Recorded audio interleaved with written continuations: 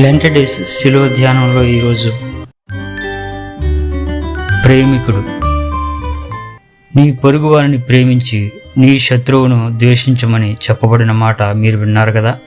నేను మీతో చెప్పినదేమనగా, మీరు పరలోకమందున్న మీ తండ్రికి కుమారులై ఉన్నట్లు మీ శత్రువులను ప్రేమించుడి. మత్తయి సువార్త 5:43 నుండి 44 వరకు అని పూర్వపు సిద్ధాంతానికి క్రీస్తు పరిపూర్ణతను కల్పించాడు. ప్రేమకు మూలం దేవుడు. ప్రేమకు రాగద్వేషాలతో నిమిత్తం లేదు. పక్షపాత వైఖరి అసలే లేదు. ప్రేమ శక్తి అందరి వైపు సమానంగానే ప్రసరిస్తుంది. ఆయన చెడ్డవారి మీదనో మంచివారి మీదనో తన సూర్యుని ఉదయింపజేసి నీతిమంతుల మీదనో అనీతిమంతుల మీదనో వర్షము కురిపించుచున్నాడు. మత్తయి సువార్త 5:45. క్రీస్తు ప్రేమలో భేదం లేదు. అది ఛేదించలేనిది, అవిచ్ఛిన్నం కాని తరగని దివ్యశక్తి అని ఉద్బోధిస్తున్నాడు. క్రీస్తు ప్రేమను గురించి బోధించడమే కాకుండా ఆ ప్రేమకు భాష్యంగా తన జీవితాన్ని కొనసాగించాడు. ప్రేమకు లక్షణంగా లక్ష్యంగా నిలిచాడు. ఆయనలో దైవ ప్రేమ మూర్తిభవించింది. మానవులందరికీ మార్గదర్శిగా ముందుకు సాగింది. క్రీస్తు జీవితం క్షమ కారుణ్యాలకు అక్షయ పాత్రగా నిలిచి అందరికీ ప్రేమను పంచి ఇచ్చింది. తనకు తెలియదని జంకు బొంకు లేకుండా బొంకిన పేతురుకు క్షమాభిక్ష పెట్టింది. తనను శత్రువుల చేతికి అప్పగించిన యోధాను మిత్రమా అని పలకరించింది. అవివేకులై ఉంటూ తన పరమపిత నుండి జ్ఞాన వరాన్ని పొందిన శిష్య బృందాన్ని చూసి పులకరించింది. తనను సిలువలో కొట్టిన వారికి క్షమాభిక్ష ప్రసాదించింది. తనను తిరస్కరించి విమర్శించి ఆయన రక్తం మాపై మా బిడ్డలపై పడునుగాక అని ఆయనపై వ్యతిరేకతను ప్రదర్శించిన ప్రజల మీద కారుణ్య వర్షాన్ని కురిపించింది. చిట్ట చివరకు క్రీస్తు జీవితం శిలువ మీద ఒక ప్రేమ యజ్ఞంగా పరిమళించింది. ప్రతి మానవ హృదయ పలకం మీద తన పవిత్ర రక్త బిందువులతో ప్రేమ గీతాన్ని చెరగని విధంగా లిఖించింది.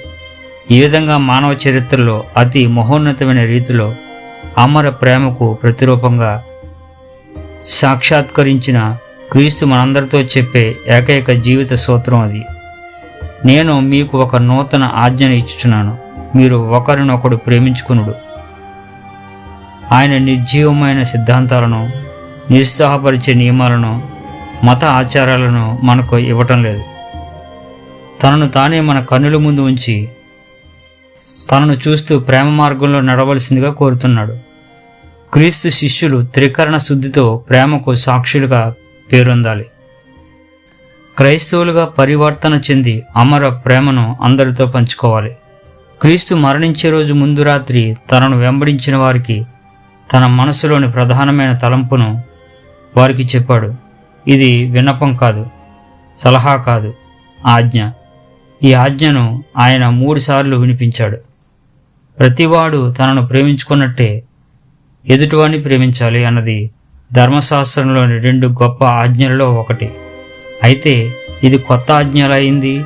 సాటి క్రైస్తవుని పట్ల మనం చూపవలసిన ప్రేమ ప్రత్యేకమైనది, విలక్షణమైనది. తమ పట్ల క్రీస్తు చూపిన ప్రేమను పోలిన ప్రేమ అది. విశ్వాసులు తమను తాము ప్రేమించుకున్నట్టే ఇతరులను ప్రేమిస్తే సరిపోదు. క్రీస్తు తమను ప్రేమించినట్టుగా ప్రేమించాలి. ఆయన మనల్ని ఎలా ప్రేమించాడు? సంపూర్ణంగా మనసారా తన ప్రాణం దారబోసేటంతగా ప్రేమించాడు. 1 యోహాను 3:16, 1 కొరింథీ 13 ప్రేమ అని ఉన్న చోట యేసుక్రీస్తు అని బిగ్గరగా చదవండి. ఈ శ్రమల ధ్యాన కాలంలో ఇంతకు ముందు మనలో కనపడని ప్రేమను సాటి వారందరి ఎడల, ముఖ్యంగా సాటి క్రైస్తవుల ఎడల అలవర్చుకుందాం. మనలో మనం ప్రేమ కలిగి ఉంటేనే మనల్ని క్రైస్తవులుగా లోకం గుర్తిస్తుంది. విశ్వాస పాత్రము ప్రేమ, నిస్వార్థమైనది ప్రేమ, శాశ్వతమైనది ప్రేమ, నా యేసుని దివ్య ప్రేమ. ప్రార్థన. ప్రేమమయ యేసయ్య, అమర ప్రేమికుడు నీవు.